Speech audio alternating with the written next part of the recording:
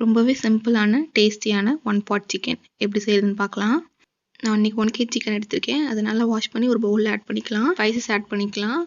1 teaspoon மஞ்சத்தூள், 2 teaspoon chicken masala, next 1 teaspoon பட்டை கிராம்பு ஏலக்காய் தூள் ஆட் பண்ணணும். இதோட ரெசிபி நான் கண்டிப்பாக ஷேர் பண்ணுறேன்.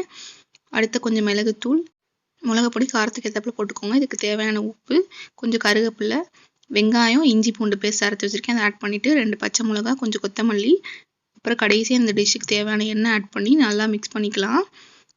நல்லா மிக்ஸ் பண்ணிக்கோங்க. மிக்ஸ் பண்ணிவிட்டு ஒரு 20 மினிட்ஸ் நல்லா ஊறட்டும்.